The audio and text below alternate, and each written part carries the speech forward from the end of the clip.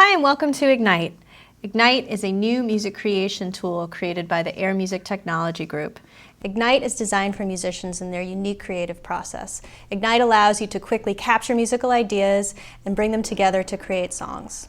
In this video, we're going to give you an overview of the application and just to give you an idea of where all the different functions and features are in the product. When you first launch Ignite, you're going to see this screen. It's called the Home View. In the Home View, you can do a number of things. You could watch tutorial videos. You can open a demo session. You can check your audio device settings. And you can also check for new versions of the application using the auto update feature. I'm going to open up a demo project just to help better illustrate some of the other features in the product. Once you have the demo project open, the home screen automatically closes. If you need to access it again at any time, just click the little home icon here and then navigate back up to the main area. To close this view, just click Close, and if you don't want this view to show up automatically when you start Ignite, just uncheck this box here. As you can see, Ignite looks very different from other music creation software tools you may have used. There are no tracks or lanes, and the arrangement is set up in tabs. At the very top, you see the tabs.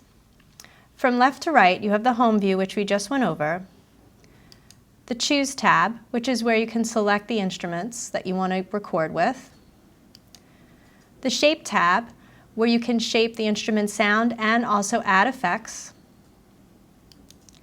the Play tab, where you can work with 3 different smart MIDI players included in the product, and the Editor tab, where you can edit both audio and MIDI files.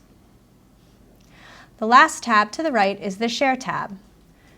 This is where you can export and share the music that you create in Ignite either online via SoundCloud, export as a WAV or MP3 file, export to DAW, which we'll cover in a separate video, export the MIDI files, or email an MP3 or your Ignite session to somebody.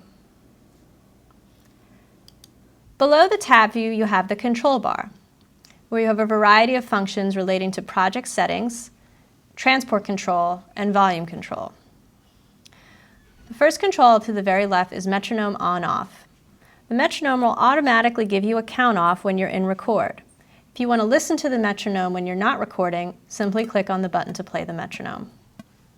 And click it again to turn it off. You can control the metronome volume by clicking and holding on the metronome button, and a slider will appear, and just move it up or down to adjust the volume of the metronome. Next to that is tempo, swing, time signature, and key signature. To set tempo, just simply double-click into the tempo and either use your mouse, center scroll wheel, or type in a tempo and hit enter to set it. You could do the same controls for swing.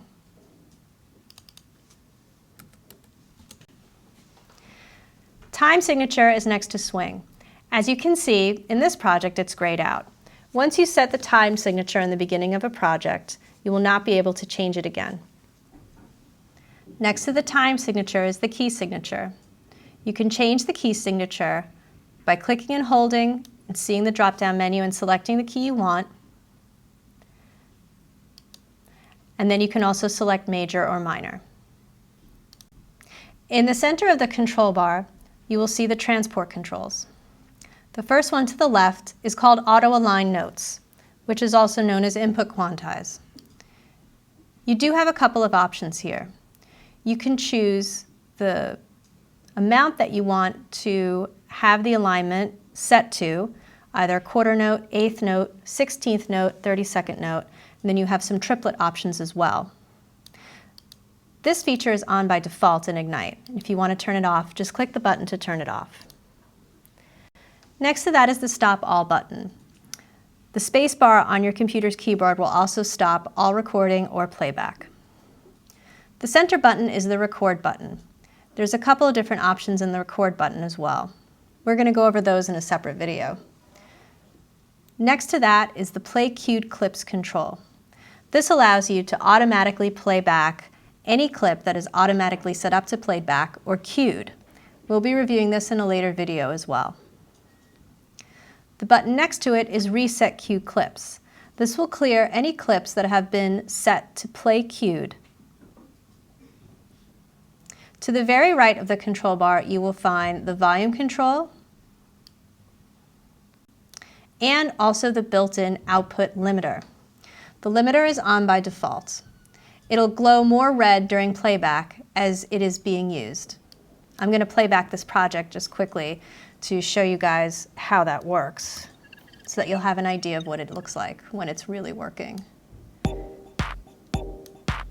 So as you can see, that center dot right there is pulsating, which means the limiter is kicking in. This will prevent any distortion or overloads on your output.